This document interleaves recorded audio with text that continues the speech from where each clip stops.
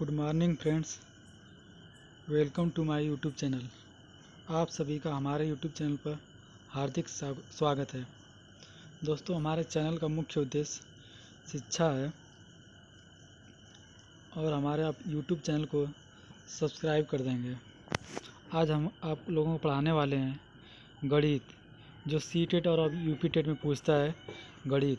तो पहले हम बात करेंगे सी टेट के लिए। सी टेट में आपका गणित जो है 30 नंबर का आता है। तो उसमें दो पार्ट डिवाइड होता है। पहला पार्ट में होता है शिक्षण, गणित शिक्षण से 15 नंबर पूछता है।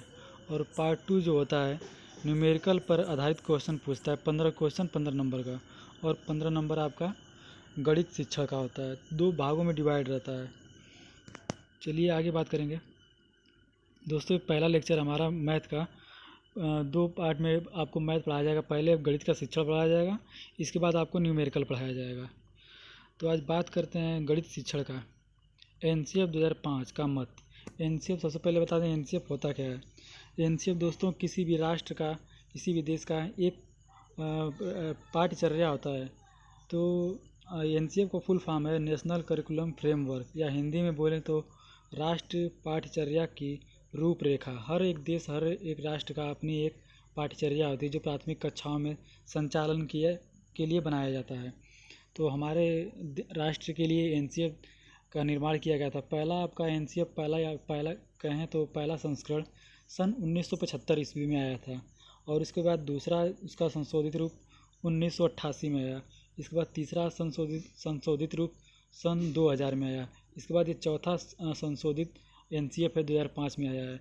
तो आप लोग समझ चुके होंगे कि एनसीएफ होता क्या है। बार बार ये शब्द आएगा, इसलिए हम पहले इसको क्लियर कर दे रहे हैं होता क्या है एनसीएफ। किसी भी राष्ट्र का एक पाठ्यचर्या की रूपरेखा होता है। बात करेंगे पॉइंट। एनसीएफ 2005 में स्पष्ट वर्णित है कि गणित का सबसे बड़ा उद्देश्य गणितीकरण के कौशल का विकास है। दोस्तों, मैंने जितना भी रेड कलर से लिखा हुआ है ये क्वेश्चन पूछता है, सेम टू सेम ऐसे ही क्वेश्चन पूछता है। तो आप भी ऐसे ही लिखेंगे या उसको अंडरलाइन कर लेंगे। तो पूछता है गणित का सबसे बड़ा उद्देश्य क्या होता है। तो गणित का सबसे बड़ा उद्देश्य क्या होता है? गणितीकरण होता है। आप इसको अंडरलाइन कर लेंगे, या जैसे मैंने लिखा है रेड कलर से वैसे ही आप भी लिख लेंगे। आगे अब ये समझ में नहीं आ रहा गणितीकरण आखिर होता क्या है।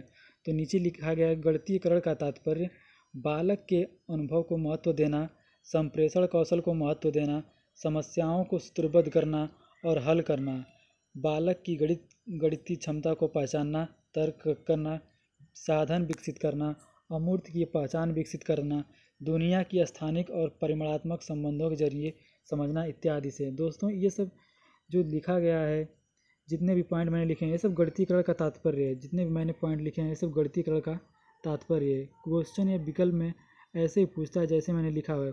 दे देगा गणितीकरण से क्या तात्पर्य है। उसमें 4 ऑप्शन बना देगा, कोई भी उसमें बना देगा। और उसमें से एक ऑप्शन जो मैंने रेड कलर से लिखा हुआ है वही ऑप्शन में सेम टू सेम देगा। चाहे गणितीकरण का तात्पर्य अनुभव को महत्व देना हो, बालक के अनुभव को महत्व देना हो, या संप्रेषण कौशल को महत्व देना हो, या समस्याओं को सूत्रबद्ध करना हो, इसमें से कोई भी एक ऑप्शन आपको दे सकता है। तो इसको आप लोग देख लेंगे क्योंकि ये 1 नंबर इसी से आता है। आई होप कि आप लोग समझ गए होंगे गणितीकरण क्या होता है। किसी भी बालक के अनुभव को महत्व देना ये क्या कहलाता है? गणितीकरण कहलाता है। या बालक के संप्रेषण कौशल को महत्व देना गणितीकरण कहलाता है। बालक की समस्याओं को सूत्रबद्ध करना गणितीकरण कहलाता है। बालक की गणितीय क्षमता को पहचानना गणितीकरण कहलाता है। बालक का तर्क करना गणितीकरण कहलाता है। साधन विकसित करना गणितीकरण कहलाता है। तो ये सब सारे पॉइंट क्या है? गणितीकरण का तात्पर्य है। जो एग्जाम में पूछता है कि गणित शिक्षण में गणित का सबसे बड़ा उद्देश्य क्या है। तो गणित शिक्षण में गणित का सबसे बड़ा उद्देश्य गणितीकरण है। और गणितीकरण क्या होता है मैंने सारे पॉइंट लिख दिए हैं, आप इसको देख लेंगे क्योंकि इसमें से 1 नंबर आता है। आगे चलते हैं। नोट 1, एनसीएफ 2005 के अनुसार गणित का लक्ष्य महत्वाकांक्षी, सुसंगत तथा जीवन अनुभव से युक्त होना चाहिए। गणित का लक्ष्य होना चाहिए कि जीवन के अनुभव, बालक के जो जीवन अनुभव से जुड़ा हुआ है उससे जुड़ा होना चाहिए, युक्त होना चाहिए। अगर यही मुक्त कर देता तो मुक्त गलत हो जाता। जीवन अनुभव से युक्त होना चाहिए, मतलब जीवन अनुभव से उसके जुड़ा होना चाहिए। बालक गांव से आ रहा है तो वो देखता है कि मतलब उसके अगल बगल क्या चल रहा है क्या नहीं चल रहा है। तो उसको इसलिए बोला गया है कि क्या गणित का लक्ष्य क्या होना चाहिए, जीवन से युक्त होना चाहिए, जीवन से जुड़ा होना चाहिए। दूसरा पॉइंट, एनसीएफ 2005 के अनुसार गणित के सुसंगत का उद्देश्य का अर्थ है। ऊपर दिया गया सुसंगत, तो अब नीचे दूसरे पॉइंट में मैंने क्लियर किया है कि सुसंगत का क्या अर्थ होता है। तो सुसंगत का अर्थ है विभिन्न प्रणालियों को एक सूत्र में ढालना तथा गणित के साथ अन्य विषयों को जोड़ने से है। ऐसे पूछता है कि गणित में सुसंगत का क्या अर्थ होता है, तो आप बताएंगे विभिन्न प्रणालियों को एक सूत्र में ढालना तथा गणित के साथ अन्य विषयों को जोड़ना गणित में सुसंगत का अर्थ होता है। आगे चलते हैं नोट 3। एनसीएफ 2005 के अनुसार गणित सभी के लिए है, अतः हर कोई गणित सीख सकता है। दोस्तों बहुत से लोग कहते हैं कि लड़कियां गणित नहीं सीख सकती हैं या वे गणित में कमज़ोर होती हैं। दोस्तों ऐसा नहीं है, उनको बार बार अभ्यास या अवसर उपलब्ध कराया जाए तो हर कोई गणित सीख सकता है। हर कोई से तात्पर्य है कि कोई मंदबुद्धि का बालक होता है, कोई विशिष्ट बालक होता है, कोई सामान्य बालक होता है। चाहे जिस प्रकार का भी बालक हो वो गणित सीख सकता है। अगर उसको एक बार गलती कर रहा है तो आप उसको क्या करेंगे, बार बार उसको अभ्यास करवाएंगे, उसको अवसर देंगे तो क्या होगा, वो गणित सीख जाएगा। तो इसलिए बोला गया है कि गणित हर कोई सीख सकता है। आगे चलते हैं नोट 4। एनसीएफ 2005 के अनुसार गणित में महत्वाकांक्षी का उद्देश्य उच्च लक्ष्य की प्राप्ति है। दोस्तों एक क्वेश्चन ऐसे पूछता है कि गणित का उद्देश्य क्या होता है, उच्च शिक्षा होता है या उच्च लक्ष्य होता है। तो आप बताएंगे उच्च लक्ष्य होता है, उच्च शिक्षा नहीं। कक्षा 1 में विद्यार्थी पढ़ रहा है तो आप उसको उच्च शिक्षा कैलकुलस या त्रिकोणमिति बताने लग जाएं वो नहीं समझ पाएगा। आपका केवल उद्देश्य उच्च होना चाहिए कि हाँ बच्चे को जोड़ना या घटाना बता रहे हैं तो हमारा ये उद्देश्य होगा कि वो सीख जाए। तो आप उच्च शिक्षा अभी आगे आएगा, ये पॉइंट आप देखेंगे कि ऐसे ही पूछा हुआ है। आगे चलते हैं नोट 5। मूर्त से अमूर्त इक्वल टू गणित पूछता है। दोस्तों गणित कैसा विषय है, मूर्त से अमूर्त है कि अमूर्त से मूर्त है। तो आप बताएंगे मूर्त से अमूर्त है। मूर्त के तात्पर्य क्या है कि जो चीज़ें सामने दिखाई देती हैं उसे बोलते हैं मूर्त। आप बच्चे को जोड़ घटाना सिखा रहे हैं तो आप उसके सामने ये कुछ प्रदर्शित करेंगे कि चाहे आप ऐसे चिन्ह बना के बताएं कि ये 5 है, 5 में अगर 3 बढ़ा देंगे, 3 और जोड़ देंगे तो कितना हो जाएगा, तब बताएगा 5 3 8 होता है। अगर आप केवल उसको अमूर्त तरीके से बताएंगे, आप बोल देंगे कि 5 और 3 कितना होता है, तो कक्षा 1 में विद्यार्थी जो आया है वो शायद ही समझ पाए। आप उसके लिए क्या करेंगे, उसके लिए आप चित्र बनाएंगे कि उसको दिखे हाँ ये 5 चिन्ह है, 5 चिन्ह है, तो 5 चिन्ह और 3 चिन्ह इसमें जोड़ देंगे तो कितना हो जाएगा, तो बता देगा गिनकर कितने हो जाएगा, 8 हो जाएगा। या कोई भी आप बच्चा गोली खेलता है तो आप गोली उसके सामने प्रस्तुत करेंगे, दिखाएंगे कि ये गोली है, ये 5 गोली है, 5 गोले हैं और इसमें हम 3 गोली और मिला दें तो कितना हो जाएगा, तो जोड़ के बता देगा 5 हैं और 3 उसमें और बढ़ा दिए तो कितना हो जाएगा, 8 हो जाएगा। तो उसको आप मूर्त के तरीके से बताएंगे, ये नहीं कि आप बस खड़ा किए और पूछ दिए कि 5 5 5 और 5 कितना होता है। ऐसे नहीं, आप उसको दिखा कर पूछेंगे तो बता सकता है। वही बोला गया है कि गणित क्या है, मूर्त से अमूर्त है। आगे बात करते हैं नोट 6।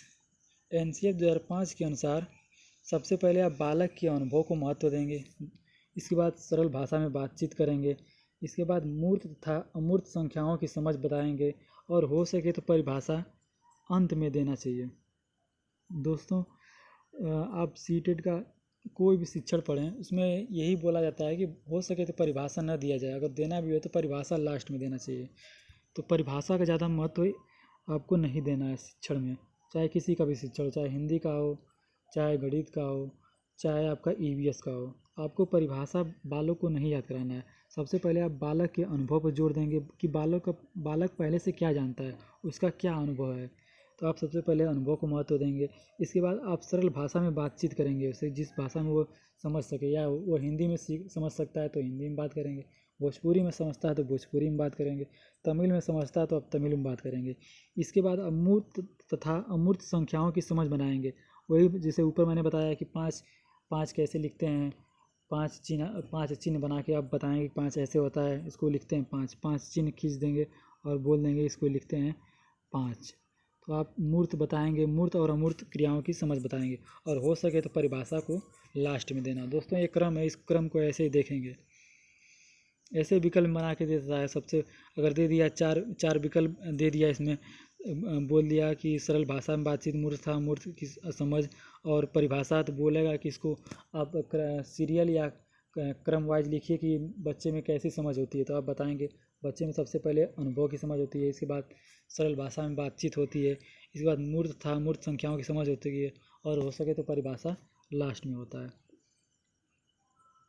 आगे चलते हैं। नोट 7, एनसीएफ 2005 के अनुसार गणितीय समस्याओं के हल करने के अनेक युक्तियां या उपाय सुझाए गए।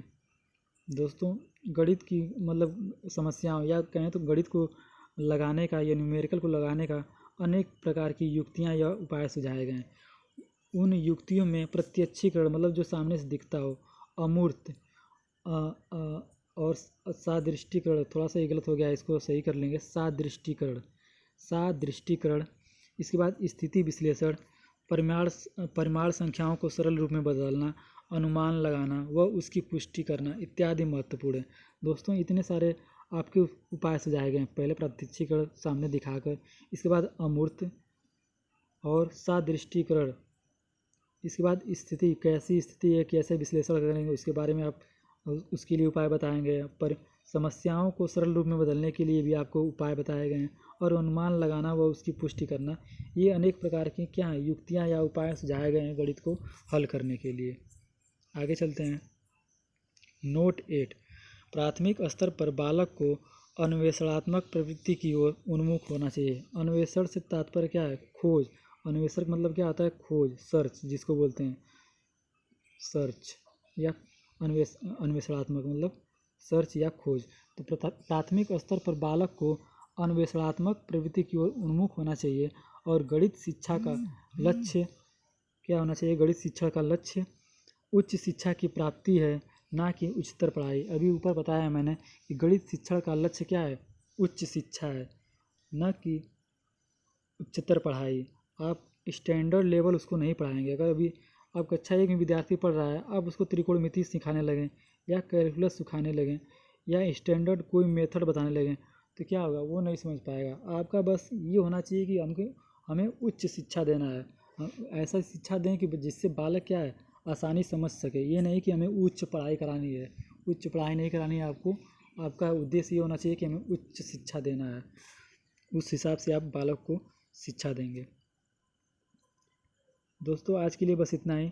इसके अगले लेक्चर में हम बताएंगे कि प्रश्न कैसे पूछता है। बाकायदे हम इसके बाद अगला लेक्चर लेकर आएंगे जिसमें आपको हम प्रश्न हल करा के बताएंगे कि प्रश्न कैसे पूछता है, क्या क्या पूछता है। जो मैंने अंडरलाइन किया हुआ है ये मतलब रेड कलर से, दोस्तों प्रश्न यही पूछता है। जितने भी मैंने चीज़ें अंडरलाइन की रेड कलर से लिखा हुआ है, दोस्तों प्रश्न ऐसे ही पूछता है। तो आप लोग भी नोट्स बनाएंगे तो ऐसे ही बनाएंगे कि आपको पढ़ने में आसानी हो, मतलब क्या पूछता है क्या नहीं पूछता है। दोस्तों आप हमारे चैनल को सब्सक्राइब कर देंगे और उन दोस्तों को भी शेयर कर देंगे जो नहीं जानता है। दोस्तों हमारे चैनल का मुख्य उद्देश्य यही है कि कुछ बच्चे जो हैं आर्थिक रूप से कमज़ोर होते हैं और क्या वो कोचिंग नहीं जा पाते हैं या मतलब उनको बाकायदे नोट्स नहीं मिल पाता है, तो हमें उन बच्चों की भी मदद करना है जो आर्थिक रूप से कमज़ोर हैं। तो आप क्या करेंगे कि आप अपने दोस्तों या अपने सभी ग्रुप में क्या करेंगे, इस वीडियो को शेयर कर देंगे और सब्सक्राइब कर देंगे। चैनल का नाम लिखा हुआ है रंजीत स्टडी वर्ल्ड। आप सभी अपने दोस्तों को शेयर कर देंगे। दोस्तों आज के लिए बस इतना ही। अगले लेक्चर में हम आपको प्रश्न इसका बाकायदे पूरे 10-15 क्वेश्चन लाएंगे और बताएंगे प्रश्न कैसे पूछता है और क्या पूछता है।